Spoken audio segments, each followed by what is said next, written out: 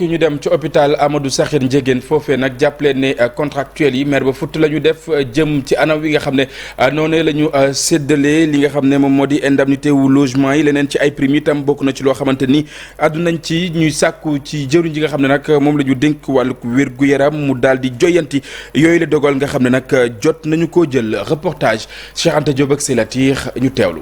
li nekk ci établissement public de santé yi nee nañu indemnité yi nga xamante ne moom la leen njiitu réew mi joxoon dafa mel ni dafa am parparloo ndaxte dañoo jox ñi bàyyi ñi ci des nee nañ loolu xel nangu ko. njiitu réew bi dafa am benn prime de logement bu mu joxe woon léegi nag bi ñu ñëwee ñoom ñu woo hôpitaux yëpp ne nañu def seen statut wax ñaata contractuel ñoo fa nekk bi ñu defee ñaata contractuel ñoo fa nekk ñu bind ñëpp bind seeni matricule ak yëpp ñu yónnee ko. léegi ñu octroyé benn rallonge 8 milliards parce que boobu dafa am ñu fayoon ba pare ñu ne comme que matul léegi nañu dolli 8 milliards pour et quelque pour fay ko ñi nga xamante ne ñoo fa des. bi loolu ñëwee nag ñëpp di ko dégg ñu kontaan ci ba bëgg a dee ba ñu demoon ba koy waaj a fay benn mail ñëw boo nga xam ne mi ngi jógee ci direction de la santé ñu ne dafa am ñoo nga xam ne ñoom la ñu war a fay maanaam contractuel am na ñenn ñu ci fay ñu ne yenn diplômé d'état yi la ñu fay léegi nag ñi ci des fayuñu leen. ñu nekk plus de 7000 ci Sénégal ñoo ñëpp fayaguñ leen 7000 yooyu mooy contractuels yi nga xam ne ñoo nekk ci établissement public de santé yu Sénégal yëpp. ñoom sax nee nañ ñu ngi sàkku nag ci kilifa yi rawatina premier ministre mu àddu ci. métit la boo nga xam ne premier ministre Amadou Ba wala le président Macky Sall mi nga xamante ne bëggul kenn ku souffrir bu ko déggee dinañu woo. ñii di ay contractuels nekk ci hôpital Amadou Sakhir Ndiéguène bu Thiès nee nañ nag jëwriñ ñi nga xamante ne moom moo yor wàllu wér-gu-yaram war naa jëli pexe joyanti ko ba ñuy liggéey ci l'hôpital yi ñoom ñëpp ñu gis seen bopp ci indemnité yi nga xamante ne dañ koo jagleel képp kuy liggéey ci wàllu wér-gu-yaram. wàllu ko wér-gu-yaram Cheikh Anta càmbar nañu bu baax a baax li ñu dippee projet Damcam ma voix ma santé lu ni mel itam xam ngeen ne ca diwaan bu Kédougou la ñu ko amalee foofee xam ngeen ne lu soxal ëmb yu teel yi ak leneen ci loo xamante ni itam ñeel na soxna yi bokk na ci loo xamante ni dañ koy faral di nemmeeku tax na itam soxna yi yëkkati seen i ay kaddu Fatou Dior Dieng moom mooy chargé bu boobule projet ñu teewlu ay kaddoom ci micro Amadou Ba. ñu ngi fi depuis 2019 donc ñu ngi ci ñeenteelu atam juróomi atam lu ñuy waaj a jeexal donc mu regroupé woon toute la région de Kédougou ñu waxtaanee ci wàllum santé ci wàllum droit reproductif yi ak ci wàllum droit sexuel au xale yi. seetlu nañ ko ci zone bi yu mel ne xale yi léegi ñu ngi gën a dem def recours ci service de santé yi mettre nañ en place aussi des lames yu nga xam ne ça leur permet xam war na dina leen permettre ñu xam seen ay droits sexuels et reproductifs dans pratiquement si commune Kédougou yëpp donc c'est un peu ça les résultats ak aussi tax na jigéen ñi ak xale yi jigéen gën a autonome aussi dans la zone de Kédougou. bu ñuy dem projet ci benn gox bëgg nañ jeunes yëpp aussi am recours am même résultat yi loolu moom moo des comme défi bu nga xam ne seetlu nañ ko comme li ñuy wax aussi quand on parle de santé de la reproduction aussi dafa am ay limites dafa am des thèmes tabous bëgg nañ aussi acteurs yi élus locaux yi les alliés culturels yi aussi gën a dugal seen loxo ci xeex bi loolu moom mooy défi yu ñu xaw a am un peu seetlu ci projet bi. aywa mbokk yi ñu dem ca Ndiané xam ngeen ne ma nga bokk ca commune bu Yang-Yang foofee nag ña fa yeewoo maire ba futt la ñu def ci ab barab boo xamante ni jël nañ ko jox ko ab càmmkat ñu njort ne ki def ni mel di maire Bafa tax na askan wi takk itam ay morceau yu xonk ngir rek daal di fësal li nga xam ne moom moo di seen ak maire moom Malick Diaw kenn la ci ñoom ñu teewlu ay kàddoom ci micro Mamadou Moustapha Ndiaye. suuf bi ñu taxaw suñ suufu maam la. dëkk bii ñu dëkk ñu tuddee ko Ndiané ñu dem ba lu toll ñetti weer ci gannaaw wala ñeent am benn xale bu ñëw ne name nañ ko chef de village donc mi ngi dëkk ci suñ suuf ñu di ko wax Arona Diallo ñi ko may nag xam nañ ko ndax den nañ ba ci ñoom que ci jiitu mooy maire Yang-Yang bi ak sous-préfet maire bi wax nañu ne moom moo ko waxoon na ko jamono yi muy xëccoo commune Yang-Yang bi moo ñëwoon ci Arona Diallo na ko soo ma jàppalee ci sa mbokki pulaar yi ba ma gañee dinaa la nommer chef de village su fekkee nag jiimuñ ci dara élection yii di ñëw benn carte kenn du ko sànni fii ci Ndiané dem nañ ci conseil municipal yi laaj la ñu ne ñoom mosuñu leen indil benn dossier sous-préfet jàkkaarloo na ak chef de village ne ko indilul ñu benn enquête buy wane ne Ndiané am na ku fa bëgg a nekk chef de village. biñ ci am mooy bind nañ benn pétition def nañu wër na Sénégal ci biir réew mi rek am nañ ci 919 signatures plus ñu nekk ci diaspora bi. kon ñoo ngi ciy oo Sidiki Kaba mi nga xam ne moom moo nekk l'intérieur di ci oo Amadou Ba mi premier ministre ba ci Macky Sall mi njiitu réew mi ñu ñëw gaaw wax ci lii ndax que lii ñun dindi ko doyuñu xëy doyuñu ngont. maa ngi leen doon dund bi ñu doori la jotaayu xibaar bokk na ci campagne njaayum gerte bi jàppale ni collectif aar sunu moomeel la ñuy sàkku ci la jamono bokk na ñu daal di ubbi li nga xam ne nag moom moo di frontières yi lu soxal itam njëgum gerte gi nga xam ne itam gouvernement bu Sénégal daal na koy fixé bëggoon nañu lu ko gën a ëpp Aminata Goudiaby Abdou Karim Bey reportage. Ngalañ Kopp dëkk bu sorewul dara Ñaaxaar la baykat yi ñu fa fekk nag ñoom daanaka taxul ñu kontaan loolu te moo ne day njaayum gerte mi njënd mi tàmbale na ren ji nag nee ñu bay nañu lu xaw a sakkan ci gerte waaye nag ñoom nee ñu seen yaakaar dafa tas ba ñu fixé njëg gi nga xam ni moom la ñu war a jaayee kilogramme gerte gi. ceeb ak diwlin lépp dafa yokku suñu mbéy mi lañu yaakaar amuñu leneen ñu gisoon ne bu fekkoon nguur gi nag mënoon nañoo jàppal nag suñu prix gerte au moins bu 400 yooyu 280 ak bor yi nga xam ne moom lañ dem CNCA leb ko foofu ay millions yi millions lañ leb CNCA te ci lii lañ ko war a fayee. campagne njaayum gerte meeg njënd mi nag ubbi nañ ko ci alxamis ji waaye nag nee ñu ba nit ñi commencé jaay ak léegi yàgg na te prix yi nga xam ne moom la ñuy gis ci marché bi sax daanaka moom moo gën a baax. suñu marché yi fii gis naa ñuy jaay laata nguur gi di teg prix bi ni daan nañ gis 300 350 loolu daan nañ ko dégg mais fi mu toll nii 280 bi nguur bi def moom la yéene opérateur yu bëri moom la ñuy jënd léegi parce que béykat boo xoolee période bi rek mooy suñu heure ki nga xam ne feeku woowu salaire doo fonctionnaire ndax ci li ngay béy ci li nga yaakaar. beneen décision boo xam ne nag ñoom ñi nga xam ne ñoom ñoo di béykat yi nee ñu neexu leen mooy nee ñu fi mu ne ni état bi teree nii gerte gi kenn du ko génnee gum di ko yóbbu ci beneen réew. ak suñu moomeel dafa tàmbale di def ay tournée ci yenn villages yi ak ci yenn communes yi ngir xool rek ni campagne bi di doxee fi mu ne. dëkk fi ñu jaar yëpp li ñuy wax mooy prix bi ñu dégg arrangé wuñu lay doon li ñu bëggoon daal mooy mu dimbali ñu ubbi frontières yi chinois yi ñëw képp ku bëgg a jënd ñëw baykat bi mën a gis boppam mais mu lii ni bu fekkee dañoo nar a bàyyi ak opérateurs yi wax dëgg yàlla pertement lay doon ci baykat bi soo ubbee frontière bi comme prix plancher la kii jógee fee mën na ñëw proposer 280 kii ñëw def 300 kii ñëw def 350 ndax marché bi noonu la doon defee ndax daawul dem nañ ba 275 lañ proposé woon te am nañu jaay téeméer te li ko waraloon mooy concurrent bi am. beneen plaidoyer boo xam ne nag def nañ ko mooy nee ñu dañu bëggati saa yu ñuy fixé kilogramme gerte gi ñuy invité ñi nga xam ne ñoom ñooy dëgg producteurs yi. kon dañoo déglu weer baykat bi ñëw ca fa muy ruujee na muy bayee ba ca fin ba ak frais yi mu def yëpp ñu xool ci loolu dawal yërmande wax ak moom mu wax moom baykat bi li mu bëgg jëndkat bi wax li mu mën ñoom ñëpp ñuy wax ba dëppoo ci mbir coow du am. baykatu gerte yi ñu fekk ci Ngalañ Kopp ak village yi nga xam ne moom la ñu dendal ñoom li ñu wax leer na nee ñu seenu gerte clients yi gën a fay rek lañ ko fas yéenee jox. Aminata ginnaaw mbayum gerte gi ñu waxtaanee mbayum ceeb mi ñi ci yëngu itam amaloon nañu aw ndaje woo xamante ni ca bët gànnaar bu réew bu Sénégal lañ doon amalee lu ni mel wax na itam ci yenn ci ay jafe-jafe yoo xamante ni ñu ngi koy dund bokk na ci njanaaw yi nga xam ne itam saa su ne ñu ngay fees ci seeni tool waaye itam yenn ci ay saafara bokk na ci loo xamante ni nag bàyyeekoo na ci jotaay wa ñu doon amal Ousseynou Diop Habib Seck ca Ndar Géej. cadre régional de concertation des ruraux ànd ak baykat yi nga xamante ni ñoo nekk ci Sénégal ñëw nag ci diwaanu Ndiaye ci région bu Saint-Louis ngir mën a waxtaanee jafe-jafe yi nga xamante ni ren jëlee daan nañ koy nemmeeku ci wàllu mbay mi ñu gis ni nag jafe-jafe yi bare na bokk na ci lu jëm ci wàllu picc yi yàq bi nga xamante ni dañ koy nemmeeku ak semence boo xamante ni itam na mu waroon a demeewu ko. financement bi aussi problème bu actuel la tey. parce que soo amul financement mais doo dem kam picc yi aussi problème bu mag la parce qu'on est avec la xam nga picc amul frontière. beneen jafe-jafe ñu dut ko baaraam mooy suuf si na mu waxee xorom lool ñu gis ni loolee bokk na ci tey jile li gën a yàq lu jëm ci wàllu liggéey bi te kon war nañ ci def ay jéego ki pexe ngir jafe-jafe bu ni mel mën a dëddu ba baykat yi mën a nekk ci jàmm. kon mu nekk jafe-jafe boo xam ne ak tamit jeexatalu changement climatique bi ñëw yokkuwaat ci loolu mu nekk jafe-jafe yoo xam ne vraiment mooy tax li nga xam ne moom la ñu war am ci ci wàllu ceeb bi duñu ko am. ñoom ci seen gis-gis nag baykat yi ak état bi war nañu toog waxtaan ngir jafe-jafe yu ni mel ñoom seen i bopp kenn ku ne génn ci saafara waaye tamit ñu mën ci taxaw ci na mu gën a gaaw. recommandation yi rek mooy dafa nekk mbir moo xam ne acteurs yëpp a ko seq na ku ne jouer son rôle pleinement bu ko defee jàpp naa ni objectif yi ñu war a atteindre pour am souveraineté alimentaire daa ko am ci nu mu gën a gaaw. ñoom béykat yi fu nekk la ñu jóge ci réew mi ñëw nag fi nga xamante ni mooy ci njaay waxtaani seeni jafe-jafe gis nag ni ngir souveraineté alimentaire ñu am ko force état bi taxaw ci ay jafe-jafe yi nga xamante ni jamono ji ñoom seeni bopp ñu ngi ciy dund.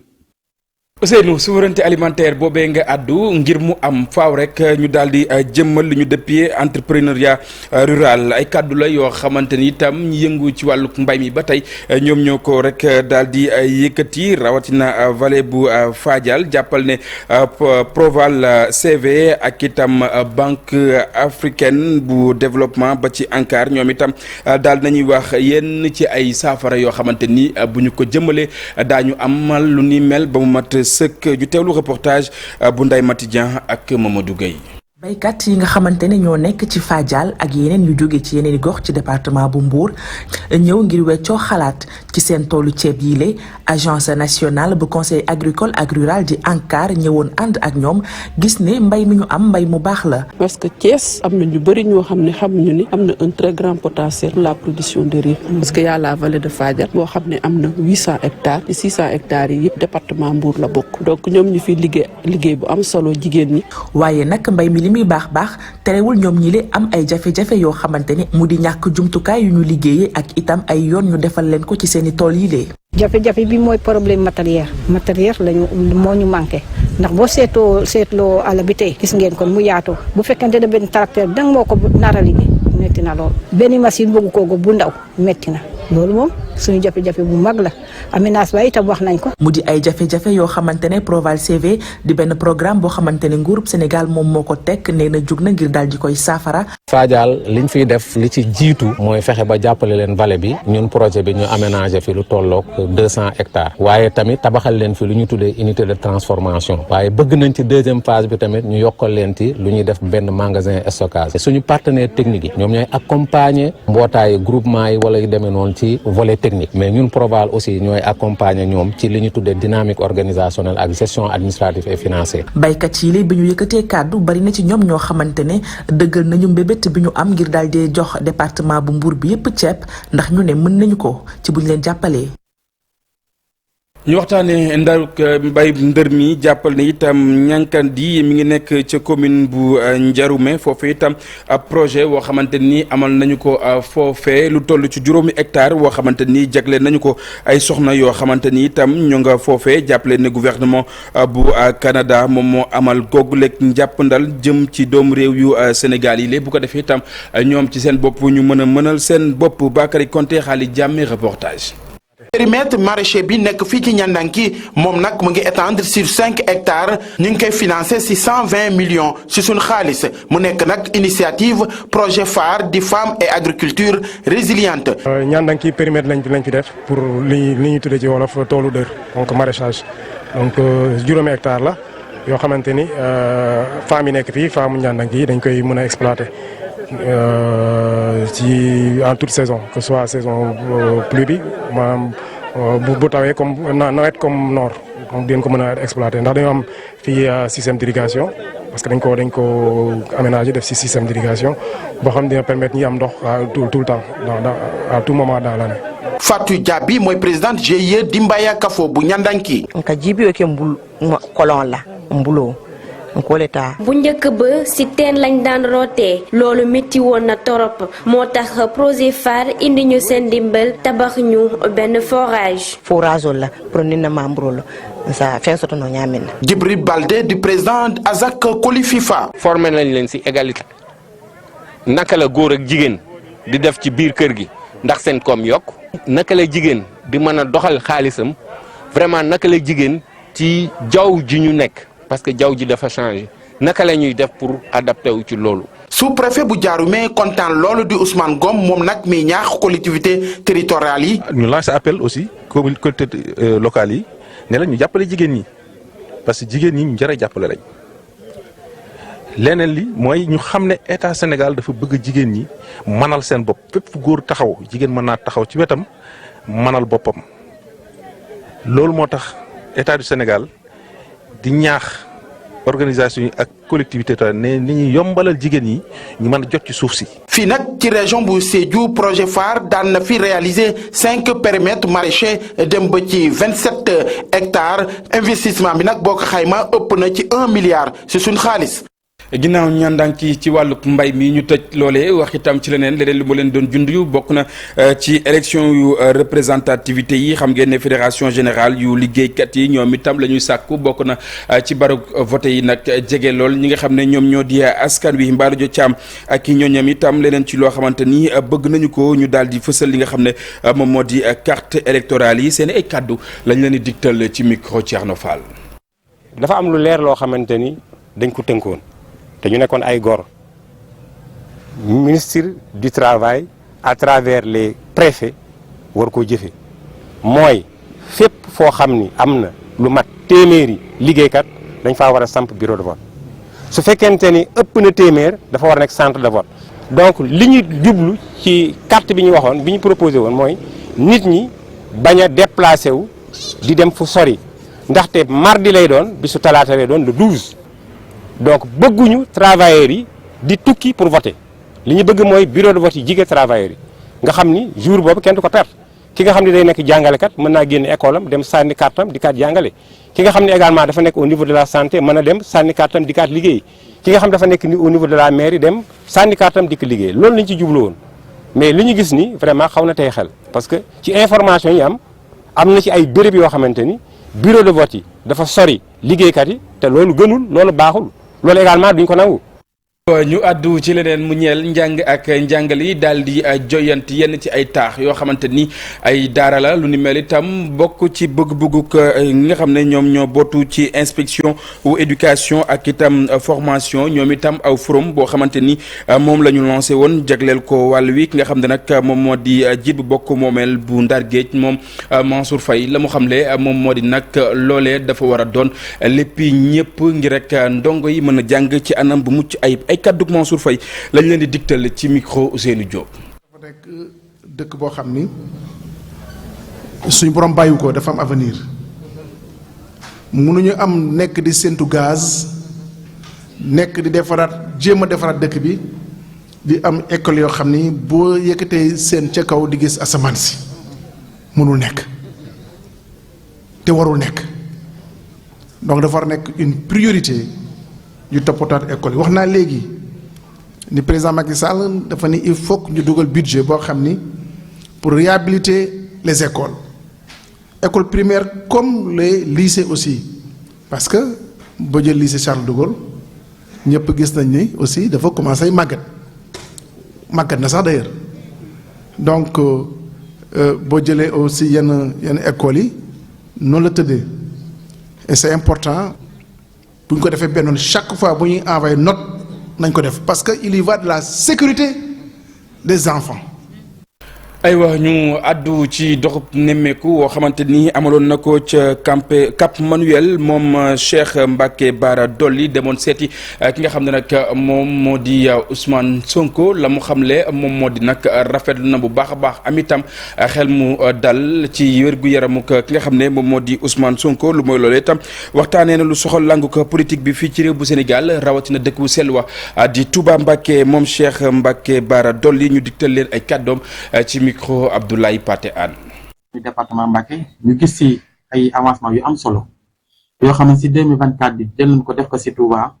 lu jëm ci mbirum assainissement bi malgré que doyut lu jëm ci mbirum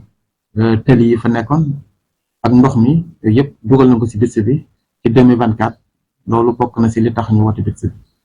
bi diggante Dendé Daaru Xafoor du yoolu aussi daan ko defar 2024 loolu tamit lu am solo la ndax yàgg nañu kaas depuis ñu fi ku ne xam na ni semaine bi passé dem naa seeti Ousmane Sonko toog nañ 45 minutes man ak moom Cap Manuel mi ngi sant yàlla bu baax di gërëm askan bi ku gëm yàlla ku gëm nattu ak ndogal Ousmane Sonko mi ma gis ñii si biir kaso bi ñu téye ko tey man dama ñëw sax ni ko est-ce que kii yow la parce que léegi la ëpp forme léegi la gën a dal xelam gën a dal léegi la gën a am engagement ci wetu population bi condition lay doon ku man di doon sart lay doon boo xam ni man ak yow li ñuy signé mooy bu ne gañee Ousmane Sonko doo war a fekk passation de service bi après serment bi ñoo xam ni du leen neex parce que bari na ñoo xam ni Ousmane Sonko génn si kaso bi arrangé wu leen ndax ñun bu ñu jëlee réew mi dañu fexe ba nit ñi àll bi ñu yam si daan fexe ba sécurité bi doy ci réew xamante ne maanaam mooy suuf bu jaar yoon fexe suñu mbokk yi nga xamante ay handicap la ñu jox leen si cër bu baax boo xamante moom la ñu aywa ñaari junni ak juróom-ñaar téeméer lu ni mel moom mooy yenn ci ay emploi yoo xamante ni daal nañ koy générer fii ci réew bu Sénégal atum 2020 ba suñu jonn yàllaay tey lépp itam tënku ci programme Invest for Job bu ñeel coopération allemande ak itam développement bi lay jàppale ne kenn ci bénéficiaire boobule projet Awa Sarr lay wuyoo moom nag directrice la ci ab société boo xamante ni day yëngu ci wàllug xorom ca diwaan bu Kaolack rafetlu nañu bu baax a baax yooyu le programme nga xam ne nag ñu ngi koy teg ñu teewlu ay kàddoom ci micro Ibrahima Kane. Sénégal mooy dëkk bi nga xam ne fi la ñuy defaree xorom pour waa àdduna ñi nekk ci sous-région bi ba li ko dalee Mali ba Burkina ba Côte d'Ivoire et que tey xorom boobu noonu ñëpp ñu bëri xamuñ ko sénégalais sax am na ñoo xam ne boo leen ne xorom dafa am njëriñ ci dëkk bi dañ lay reetaan donc man bu ma si dugg ça fait fukki at ak léegi am naa ay jafe-jafe yu bëri parce que xorom ñëpp ci bay lañ ko xam mais xam nañ ne soo buggee dëkk dara am njëriñ ci dëkk foog nga indi industrialisation dafa laaj xaalis te comme ni may wax ay doomu baadoolo lañ donc am na yenn yoo xam ne mënuñ ko waaye jéem ak gëm-gëm moo tax ñu yegg ci fii tey parce que ba may commencé su ma nee 800000 laa commencé kenn du ma gëm mais sama gëm-gëm moo tax ñu bëri fekk ma fi lu mel ni DER lu mel ni BNDE tey BMN Invest for Jobs loolu yëpp c'est parce que damaa am gëm-gëm boo xam ne muy métti damay continuer rek parce que dama koo gëm moo tax ba mu tey ma am ci benn société buñ créé en 2014 ba beneen société nekkaat ci ba tey ñuy defar école boo xam ne day jàngal nit ñi ñu ñuy bayee xorom ak ñu ñuy amee xarañ ci xorom pour gën a mun a yokk quantité bi ci dëkk bi ak ci li wër Sénégal. aywa mbokk yi ñu waxtaanee wàllug caada xam ngeen ne Alioune Badara Bèye moom mooy président bu association des écrivains fii ci réew bu Sénégal moom itam bokk na ci ñoo xamante ni delloo nañu ko njukkal bu baax a baax mu ñeel initiative boo xamante ni itam amal nañu ko ci première édition bu salon international bu livre de jeunesse ak itam enfant Dakar livre lu ni mel xam ngeen ne bokk na ci projet yi nga xam ne nag day xirtal ndaw ñi ci lu soxal gëstu bu baax a baax li nga xam ne moom moo di téere yi ndaje wu ni mel suñu ndaw Ibou Diouf ak Pape Sangone Mbaye la ñu ci àndal reportage. bokk na ci li yëkkati salon international du livre de jeunesse et pour enfants bi ñu doon amal ci Ndakaaru fexe ba ñi gën a féet ndaw gën a bëgg lépp lu aju ci wàllu littérature ndax gis nañ ne lii di lire bokk na ci li gën a mën a tabax ndaw mu amal njëriñ itam réewam. atum ren ji nag ñu amaloon ab prix jagleel ko bindkat bu mag bi di président bu association des écrivains bu Sénégal di Alioune Badara Bèye. Dakar Livre nag mooy salon bi nga xamante ne moom lañu organisé woon di salon du livre pour ndaw ñi Dakar Livre nag daal di jóg gis ne kat Sénégal am nañ ay nit ñi nga xamante ne ñu jar a njukkal ñu dara delloo njukkal lañ ñu jar a sant lañ ñu jar a gërëm lañ ku ci mel ni Alioune Badara Bèye mi nga xamante ne tey jii moo waraloon ñu daal di sos bi leen daje daal di koy jox benn prix. Alioune Badara Bèye moomee nag bokk rek ci ñi gën a ràññeeku ci wàllu littérature fii ci réew mi moom écrivain la dramaturge bind ay pièces yu bëri poète la ak romancier moom moomu sax moom la ñu baaxee prix bi ñu duppee Batwala. jagleel ko pour lépp li nga xamante ne def na ko pour culture pour mbaatit pour xaytewu réew mi di nga xamante ne moo di Sénégal donc amuñu fayam lii rek lañ ko mënal voilà wan ko ni itam bëgg nañu ko lool. bëgg nañ ay jëfam depuis que mu nekk sénégalais ba bés tey jii nii. moom bi nga xamante ne moom la ñu jox prix bi ndax taxawaay bi mu am ci wàllu littérature nee na nag ndaje bi may na ñi nga xam ne ñoo féete mag ak tout tànk yi ñu wàccante xalaat lépp aju ci wàllu création littéraire. ñu ngi wut ay royukaay buñ ma boolee ci royukaay yi aussi ma am ci yëg-yëg bu mag di leen ci gërëm di leen ci sant. di leen ñaanal ñoom it ñu dem ba ñu defal leen ko ndaxte bind moom du loo xam ne day toog rek da ngay sotti du xëy rek pare day xëy muy bind tey mu baax suba mu gën a baax. ñu bëri nag di ay kilifa yu yëngu ci wàllu caada rawatina ci wàllu littérature te woon nañ fa loolu nag may na leen ñu amal ab exposition ci livre jeunesse yi waxtaan tamit ci li nga xamante ne mooy taxawaayu ndaw yi ci wàllu littérature. jaajëf Ibrahim ñu sant ko bu baax a baax gërëm ko ñu àddu ci lu soxal wàllu tàggat yaram tournoi wi nga xam ne itam ñu ngi ko doon amalee ca Kéréwan doxoon ci diggante Kéréwan sax nag ak village bi ñu naan Makka ñoom ñooñe nag bu ñu jël li nga xam ne moom moo di raw gàddu gi waaye jàpp leen ne ndaw ñi ci terrain bu am poussière boobee nga xam ne nag ñu ngi fa doon amalee boobule match la ñu sàkku bokk na nag ñu daal di leen tabaxal aw stade boo xamante ni dañ ci mën a tàggatu bu baax a baax parrain wi tam dikkaat na ci ñaax ñi nga xam ne ñoom ñoo di ndaw ñi diwaan bu Kolda ak la ko wër Bakary Konté xali jàmmi reportage. tournoi de la fraternité et de la paix buñ doon amal ci diwaanu Pakao Fuladu foofu nag amuloon benn jafe-jafe amul violence boo xamante ne noté nañ ko ci tournoi bi yëpp mu nekk réussite boo xamante ne parrain bi mu koy rafetlu bu baax. vraiment dañuy wax tournoi bi réussir nañ ko. liñ ci bëggoon mooy dañ ne tournoi boo xam ne fraternité la mooy nit yi mbooloo bokk nekk benn parce que ñu ngi zone boo xamante ne vraiment ay ethnies yu bëri ñoo fi nekk donc ethnies yooyu noonu nu ñu dundee rafet na lool ñu bëgg ko dëggal parce que boo nee Fuladu Pakao Balantacounda ça veut dire que ethnies yu bëri ñoo fa nekk donc initiateurs yi ñu ngi leen sant di leen gërëm le fait que ñu organiser tournoi bi ñu ngi si profité vraiment aussi sant ñi nga xam ne ñoo ñu gunge. final bi nag ñu ngi koy joué ci benn terrain boo xamante dafa bëri poussière loolu amuloon grille de protection amul benn projecteur. infrastructure bi nga xam ne gis nañ ko poussière bi bëri na lool je pense que suñu njiit yi war nañ xam ni que jeunesse bi dafa soxla ay lieux de loisir ay lieux yoo xamante ne mën nañu wane seen talent tey jii match bi gis nañ fi ay jeunes yoo xam ne am nañ talent yu am solo loolu nag ça nous interpelle ñun yëpp. ci forte immigration clandestine ndaw yi boo xamante ne am na doole lool fii ci diwaanu Pakao Fuladu moom nag miy ñaax ndaw yi ñi daal di des suñ biir réew daal fii liggéey tekki fi. immigration clandestine pour ñu mën a conscientiser xale yi que mun nañ fi toog réussir fi. organisateur bi nga xam ne moo organisé tournoi muy Abdou Fati modèle la si jeunesse yi fii la màggee fii la yaroo fii la def léppam te tey fii la tekkee ça veut dire que moom ak invité am Landing Touré ak ñeneen ñi nga xam ne jàpp nañ si tournoi bi wan nañ jeunesse yi que ñun mun nañ fi toog def lu rëy. parrain bi nag jot na équipé fukk ak ñaari équipe yoo xamante ne ñoom ñëpp participé nañ ci tournoi de la fraternité et de la paix wante tamit jox na leen ay enveloppe financière. jaajëfate Bakary ñu sant ko bu baax a baax gërëm ko mbokk yi ñu àddu ci leneen muy li nga xam ne moom moo gën a fës ci li yéen kaay yi xëy fësal ni ki tey.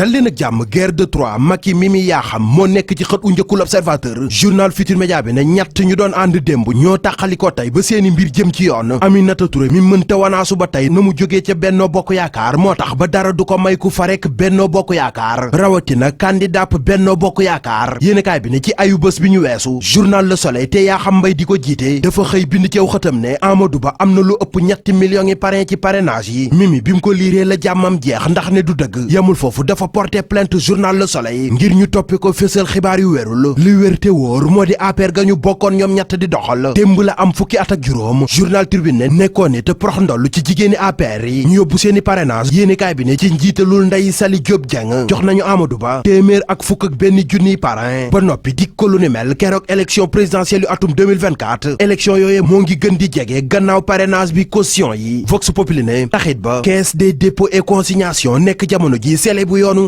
ñi yëglu ne mbër lañ bëgg a doon ci yooyu la élection Déthié Fall professeur Daouda Ndiaye ba ci yeneeni candidat joxe nañ démb seeni caution fanweeri million ki mën a gut a joxe caution kay moo di Ousmane Sonko Enquête Le Quotidien Bës Bi Le Soleil Libération Les Échos Vox Populi Tribune ba ci L'Observateur ñoom ñëpp xëy di ñu xibaar ne Ousmane Sonko rabat d'arrêt bay avocat am yóbboon ca kanamu cour suprême cour ba rejeté nañ ko Tribune ne moo tax ba fi mu toll Sonko tribunal d'instance bu Dakar moo ko dese tribunal bu Ndakaaru démb fa lañ waroon a àtte Oustaz Omar Sall Libération ne waaye dañ ko mujjee dàq ba juróom-ñetti fan ci weeru décembre yu ñu jëm L'Observateur moom xëy di faram fàcce la enquête ba wax ci ay mbiram itam ci la source a xëy di wax ba ñuy xibaar ne démb ca tribunal moom Oustaz Omar Sall dafa meloon ni kuy def show ca kanamu ñu ñëwoon di ko jàppale kan mooy jàppale nguur gi ca péncum ndawi réew mi di assemblée nationale si du quotidien bii mooy ñaari yoon yu tegaloo nguur gi di adopté projet de loi de finance te joxul député yi loi bu règlement 2022 te loolee dafay jalgate article 74 bu loi organique numéro 2020-07 bu loi de finance financement bu hôpital bu bees ca Bakel jur na coow journal L'Info ne marché gré à gré bu téeméeri million ci xaalisu euro lañ ci tudd ministère de la santé lépp aju nag ci tabax hôpital bu bees ca Bakel ak dil bu ne moo am ci matériel médical bu toll ko juróom-benn fukk ak juróomi milliards ci xaalisu CFA. L'Observateur ne Afrique conception distribution gën ca tudd seetal nañ seen bopp ba noppi di leeral na mbir ma demee dëgg-dëgg. Asietu Kassé Dioum may directrice ba ne ñuy wax surfacturation teguñu ko ci benn base mu yokku ci ne marché 52 milliards yi tax ñuy wax loolee ca wax képp lay am amul benn yoon bu ko ministère de la santé validé te bu garab yi doon fàq suuf si jalaañoo itam mbindeef mënu fee teg leneen ñu dem feneen wax ci leneen muy COP 28 ba ca Dubaï. Le Soleil national ne njiitu réew mi di président Macky Sall jël na fa kàddu yëkkati baatam di artu ak di layal déndu Afrique ngir ñu gën leen a dooleel te bañ leen a jëfandikoo ak di leen tënk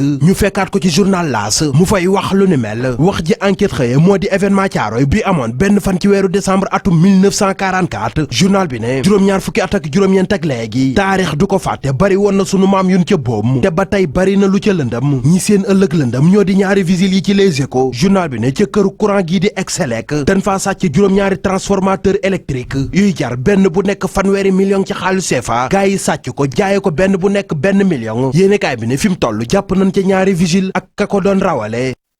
jaajëf Serigne Saliou ñu sant ko baax a baax gërëm ko mbokk yi itam naka noonu fi la ñuy jaar daal di yëkkati jotaay wi dig daje ngoon incha allah ak rédaction bu télévision Futur Média 19h30 lay doon ak 20h man itam ma jox leen daje ni ki ëllëg incha allah dinaa fi teew jukki leen xibaar yi ci kàllaamay Kocc benn waxtu lay doon ak itam 19h30 lu mooy loolee des leen di wéy ak programme bu télévision Futur Média jaa ngeen jëf mbokk yi ñu yendu jàmm.